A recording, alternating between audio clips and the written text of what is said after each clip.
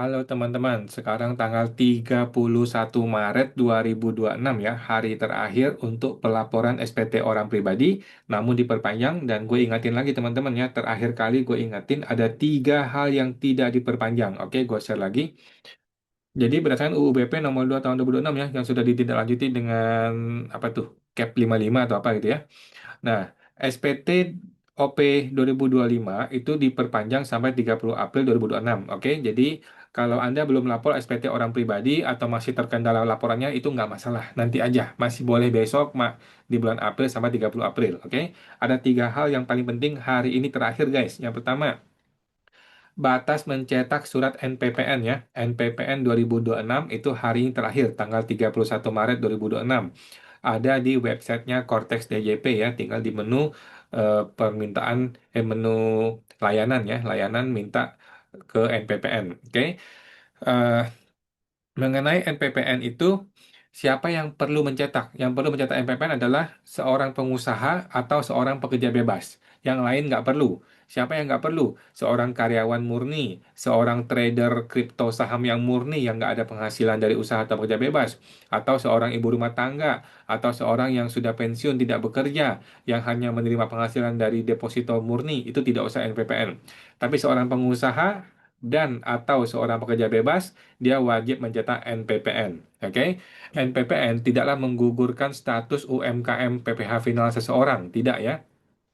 NPPN adalah surat yang menyatakan seseorang itu menggunakan metode pencatatan dalam rangka menghitung penghasilan neto.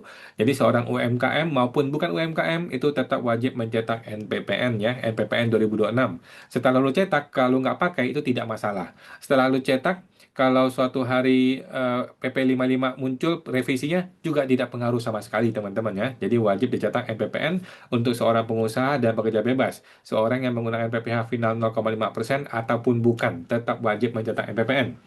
Yang kedua adalah batas lapor e-reporting investasi dividen ya. Ini juga di Cortex ya, di Cortex di menu yang namanya e-pelaporan, e-strip pelaporan. Ini wajib ya bagi seseorang yang punya penghasilan dividen kemudian diinvestasikan supaya bebas pajak 0%. Ya, itu mesti dilapor di e-reporting investasi dividen. Kemudian juga tidak diperpanjang adalah batas lapor e-reporting PPS investasi ya, juga sama tanggal 31 Maret ya. Nah, ini di e-reporting PPS.pajak.id, tapi kalau gua cek ke websitenya ya, kalau kita buka ke websitenya di sini, e-reporting PPS ya, dia sudah langsung lari ke DJP online. Jadi kembali ke DJP online. Pastikan lu punya fitur itu diaktifkan untuk e-reporting PPS investasi. Tapi gua dengar bahwa banyak orang gagal untuk melakukan e-reporting PPS ini ya. Ya udah kalau lu gagal nggak apa-apa. Kalau gagal teman-teman di zoom aja ya, di screenshot aja atau di foto aja kalau ada error atau gagal gitu ya. Atau kalau perlu direkam zoom. Teman-teman tahu rekam rekam zoom ya, rekam zoom seperti yang gue lakukan sekarang ini. Teman-teman kalau gua coba share ya, gua coba share seluruh layar gue. Nah, jadi seperti ini ya, teman-teman tinggal, mana seluruh layar? Gue coba share seluruh desktop. Nah, jadi, oh nggak bisa kelihatan ya. Hmm, oke. Jadi, teman-teman tinggal buka ini aja deh, tinggal buka, apa namanya? Tinggal buka aplikasi Zoom ya, buka aplikasi Zoom, kemudian tinggal diinin aja, diklik record aja, klik rekam gitu ya. Buka aplikasi Zoom, kemudian klik rekam. Di situ akan bisa merekam apa yang sedang lu bicarakan sekarang, apa yang sedang lu lakukan gitu ya. Nah, dengan demikian kan lu punya bukti bahwa gue sudah berusaha nih pengen laporan e-reporting, tetapi tidak berhasil gitu ya. Tinggal dibikin rekamannya supaya ada bukti gitu teman-teman ya. Yang terakhir, gue mau kasih tips buat teman-teman yang sudah lapor SPTOP, sudah berhasil lapor, tetapi kan kita masih masih generating in progress tuh PDF-nya kan, sehingga lu kehilangan data di rinciannya kan. Nah, kehilangan data rinciannya itu gampang, teman-teman tinggal lakukan Zoom juga, tinggal rekam Zoom, ya kan? Coba kita lihat DJP online. DJP online, Cortex ya. Jadi buat teman-teman yang sudah lapor SPT kayak gue contohnya nih ya, kayak gue contohnya sudah lapor, kita masuk. Jadi teman-teman tinggal lakukan ini aja, buka SPT, pemberitahuan, kan ini sudah lapor nih ya. Oh, kebetulan lagi. Yang sudah dilaporkan. Yang sudah dilaporkan kan yang SPT orang pribadi yang ini kan. Kalau teman-teman minta dokumen, dia kan generating in progress tuh. Nggak kelar-kelar tuh. Kok gue bisa ya? Kok teman-teman gagal? Kok gue bisa? Oh ini dia ya. Jadi kalau lu generating in progress kan lu dapatnya ini induk kan. Karena gue sudah pernah bikin. Jadi dia langsung dapat gitu ya. Lu hanya dapat halaman induk. Sedangkan lu kan maunya kan seluruh halaman kan. Lu maunya semua lampiran muncul. Nah itu kan nggak bisa tuh.